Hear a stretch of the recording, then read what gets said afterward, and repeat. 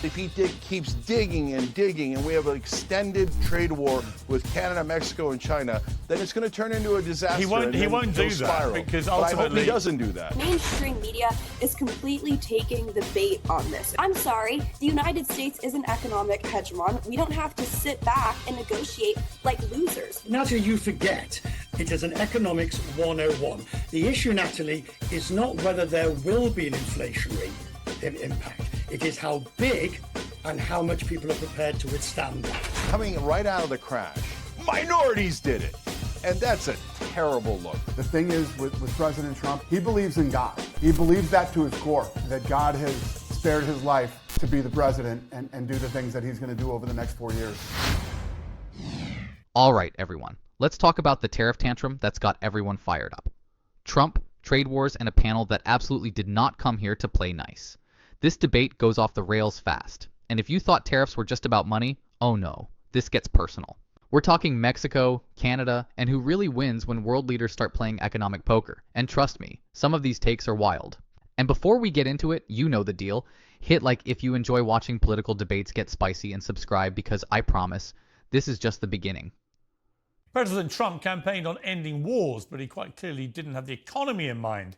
This weekend, the US slapped a 25% tariff on imports from Canada and Mexico, as well as a 10% levy on goods from China. President Trump is betting that America's biggest trade partners will now rush to the negotiating table, that American voters will put up with a whack to their wallets. We may have short-term a little pain, and people understand that, but long-term, the United States has been ripped off by virtually every country in the world. We have deficits with almost every country, not every country, but almost. And we're going to change it. It's been unfair. That's why we owe $36 trillion. We have deficits with everybody. We help everybody. We've been helping everybody for years. And to be honest, I don't think they appreciate it. Well, there's been an immediate breakthrough. Mexico has now said that Trump has agreed to delay their tariff for a month after a good conversation. Reportedly, Mexico has agreed to assist the crackdown at the southern border by putting 10,000 of their own troops there. Canada's Trudeau is due to talk to Trump later today as well. The new president is also keeping a close eye on the Senate this week, where three of his most contentious picks for the cabinet face tight confirmation votes. Kash Patel for FBI Director, RFK Jr. for Health Secretary, and Tulsi Gabbard for Director of National Intelligence. This is why snippets of information are often misleading and detrimental to this committee's advice and consent process. If you consent, I would love to have 5 hours of questions, and then I could read the whole transcript. You've got 2 minutes. Wow. News reports have claimed that I'm anti-vaccine or anti-industry. I am neither. I am pro-safety. Ms. Gabbard, a simple yes or no question. Do you still think Edward Snowden is brave? I do not agree with or support with all of the information and intelligence that he released, nor the way in which he did it. Democrats this weekend lashed the president over what they called a stomach-churning claim that diversity, equity and inclusion may have played a part in the D.C. air disaster. 67 people died when a U.S. Army Black Hawk helicopter collided mid-air with an American Airlines passenger jet. We now know that only one air traffic controller was managing both the helicopters and planes for Reagan National Airport, a job normally done by 2 people.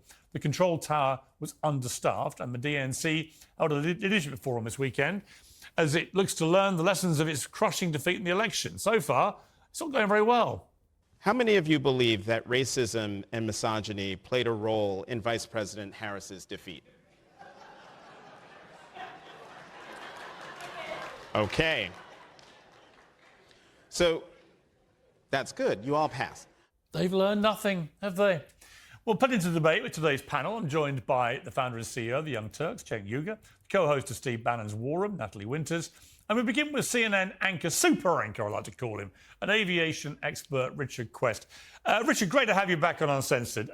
Perfect to have you, actually, to debate these big issues, particularly tariffs and the plane crash. I'll come to the plane crash in a few minutes. But on the tariffs, I've known Trump a long time, as you know, and I could have told everybody what was going on here.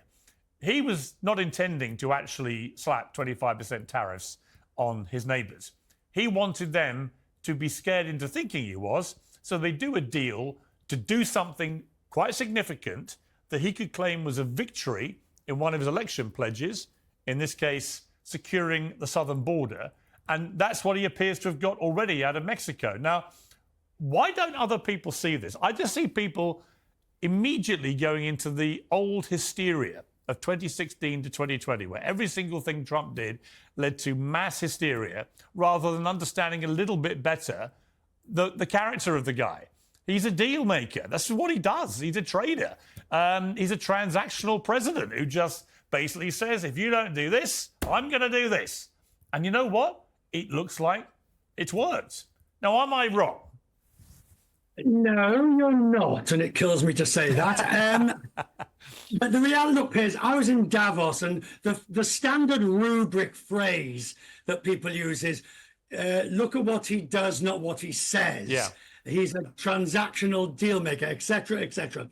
But the speed with which he has acted on so many other things in the United States, domestic policy, all the things you've been talking about, has led people to pause and think, well, maybe he's not just bluffing as a deal maker. And I think there's some valid justification. If we take the Colombia incident, now here we had the flights, the rejection, the threat, the capitulation. So there is some justification for people saying, hang on, maybe he really does mean these threats in this way with the force of destruction that they would bring. And I'll go one bit further, because to take your argument, which is he's a deal maker, transactional, etc., then President Sheinbaum of Mexico had 10,000 troops in her back pocket that she was waiting and ready to offer up as necessary. When you start playing this will he, won't he, is it that way? Is it the game theory? You're in very dangerous territory. You're sort of, though, in the world of somebody who has negotiated his entire life as an adult. Yeah. I mean, this is a guy for 50 years. He's, as a real estate magnate, and then with television contracts, and now in politics, he sees everything as negotiable. And by the way, I kind of agree with him. And in terms of the volume of stuff pouring out of the White House, a lot of people think it's chaotic and so on, and ill thought through and so on. I don't really agree. I think he spent 4 years systematically planning and plotting to hit the ground if he got back in, unbelievably hard. And I think that's what we're seeing. And no, I might be wrong, but I do believe that. Okay, look, Piers, the system, and you can debate this amongst yourselves to your heart's content, but the system is not designed and cannot cope with this much going through it without having severe disruption and unintended consequences. Now, that might be fine for those that want it like that. And that's not my position. It's not for me to take a position. But in the case of tariffs, is it, okay, and the other thing is it really good to have the Canadian Prime Minister, soon to be ex, standing in front of his people saying, hey, we thought we were friends. This is not how you treat allies. Because in that scenario, fine, you won your deal. But what's your long-term damage? Yeah, but you know what? I think I watched Trudeau sniffling and snivelling like he normally does. He'll go down as one of the wokest leaders of the country in the history of mankind. He wouldn't even allow me to say that phrase. Here we go. The international politics version of participation trophy outrage. Look, you can hate Trudeau's policies all you want, but reducing global trade to who's the wokest leader is just embarrassing. And let's be real. When it comes to playing economic hardball, Canada isn't exactly shaking in their snow boots over a mean tweet. If anything, Trudeau's probably thrilled to turn this into a campaign moment. So congrats, you played yourself. He famously said to a bunch of students when they said, mankind, one small step for mankind, it's one step for people kind, we say in Canada. It's like he was ludicrous and ends up incredibly unpopular. He's on his way out. So for him to stand there and try and belatedly go out on a high whacking Trump, I'm like, I wonder what most Canadians are thinking. Because Trudeau's incredibly unpopular now. I reckon, Richard, I reckon a lot of Canadians will be thinking, like a lot of Brits are now thinking, well, we have a pretty weak, pretty socialist left-wing government now. It's incredibly unpopular very quickly. I reckon a lot of them are thinking, I wish we had a bit of this action going on. It may not all be right, but my God, there's a kind of vim and vigour to it all. Yes, I agree with you. God, this is getting deeply distressing for me. Twice in one year. Yes, I think there is a section in Europe, look in Germany, look in the UK, that is saying, hang on, why are they getting so much from their leaders and we're getting non-stuff and nonsense? But I worry about the long-term animus. If you think about it, Colombia, South Africa, all the aid policies, the EU, the UK, Canada, Mexico, if these are your allies and that's how you treat them, I'd hate to see how you treat your enemies. Yeah, but I think a bit of tough love. Let's bring Cenk Uygur in here. Maybe it's because I know Trump so well. You know, I've read all his books and I know how he operates, I know how he thinks, I know how he works, even though he can be, even to people who know him very well, very unpredictable. But I've watched all this tariff thing go down. You know, I'm going to do 60% tariffs on China. No, he's not. But what he wants China to think is there's a leader in town who's not going to take any crap from us. And someone who for 30 years has banged on about how China's been ripping off America. So we better take him more seriously than we've had to take Joe Biden, who didn't know what day it was. And I do think part of Trump's thinking and strategy in this sort of ferocious first couple of weeks is to send the message, America's woken up and you better all get used to it very quickly. Yeah, look, as usual, I'm going to give a balanced answer here because that's the correct answer. But first, if you think the Canadians love this, you're totally wrong. They booed the American national anthem in a hockey game. A few of them did. Because they're really, yeah. Well, let's take a look. Okay. I mean, let's take a look. There's a massive stadium. Like a neocon. Hang on. No, you said they all booed him. Can let's play the clip. Let's play the evidence. They did. Viewers. Let's hear the crescendo of booing, apparently.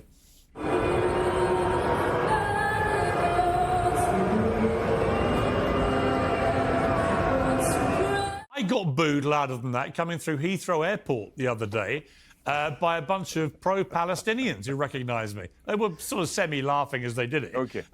So, look, I don't think this was Canada rejecting Trump. I do think there are a lot of people in Canada, just what I'm seeing on social media, who actually think, you know what, Trudeau, you've had your chance, you blew it, and actually we get this. It's called strong leadership. Oh, so the measure of a country's political stance is now determined by the volume of booing at a hockey game? Got it. Guess that means every referee in history has been more politically significant than any world leader. And let's be real. If a handful of Canadians at a sports event equals national rejection of Biden or support for Trump, then by that logic, every time a crowd boos an umpire, we should assume they're demanding regime change. Look, strong leadership isn't just about chest thumping and tariff threats. It's about results. And if the result is that your own people are paying higher prices while your allies start looking elsewhere for trade deals, maybe the real message here isn't America has woken up, it's America is about to wake up with a hell of an economic hangover. Okay, so far I've talked 5 seconds, but thank you for proving my point. They did definitely boo, and if you got booed louder, that's kind of on you. So this idea, this neocon idea of if we attack them, they'll love us is ridiculous. No, they don't love us. Now, you say also, hey, Trump's been planning for 4 years. But when people said, hey, they're planning to do this Project 2025 for 4 years, the right wing flipped out and said, no way, that's not going to happen. No way. He's not planning at all. And then he gets in office and he's doing it pretty much exactly like Project 2025 said. In fact, he put the author of Project 2025 as the head of the Office of Management and Budget. And so they've done some things that I think are terrible, cutting U.S. aid. Now, all of a sudden, the donors are in charge of the Treasury, one of the worst ideas I've ever heard. Now, having said that, I understand what's going on with the tariffs. Do you mean Elon He's Musk? Bluffing. Do you mean Musk?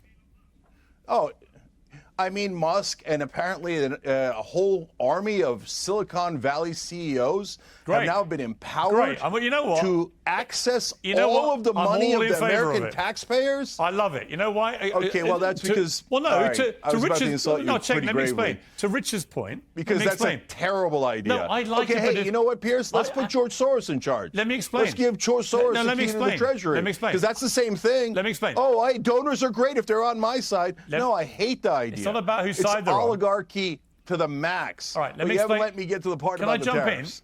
in? Let me explain what I mean.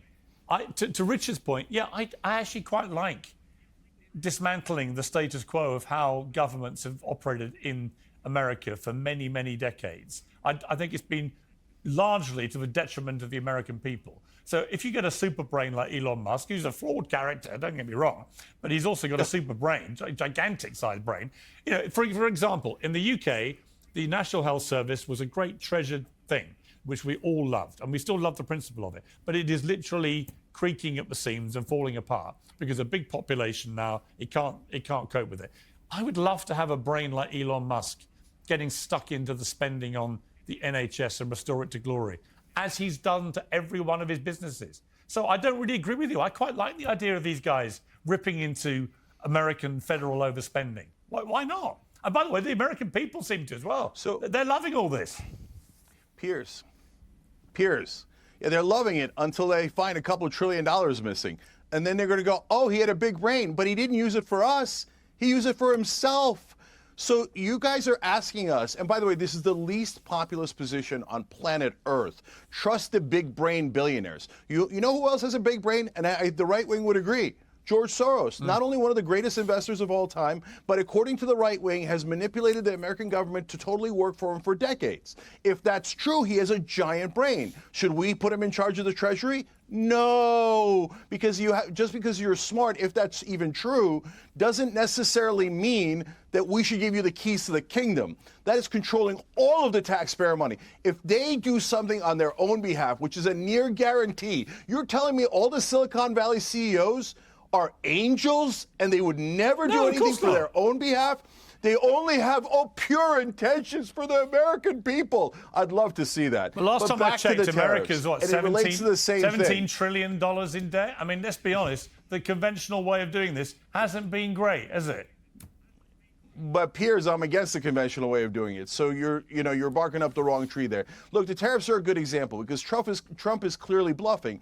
But at some point, as I think I said on this show clearly earlier, working too. That bluff is going to get called. Yeah. So and by the way, I defended him on Colombia because the Colombian president was wrong. He changed his position mid-flight. His position was indefensible. On the other hand, with Canada and Mexico, Trump is starting this over what I think is nonsensical claims. I know fentanyl's coming in, but the real problem is demand. It's not supply. We've tried this 1,000 times, right? So now we've started a giant trade war because his bluff got called. Now the question is he going to adjust? And at some point, which he does quite often, of course, go, hey, you know what? I got a small concession out of them, and I'm going to claim that that's a giant concession. It was a big win, and then he turns around and calls it off. No problem. But if he keeps digging and digging, and we have an extended trade war with Canada, Mexico, and China, then it's going to turn into a disaster. He won't do that because So here's the question: is this a genius negotiation move or just a very expensive game of chicken? Trump's gambling that Mexico and Canada will blink first, but if they don't, guess who's footing the bill? Spoiler, it's not him. Drop a comment. Is this strategy or disaster? And before you go, hit like if you survived this debate. Subscribe if you want more political chaos, and I'll see you in the next one.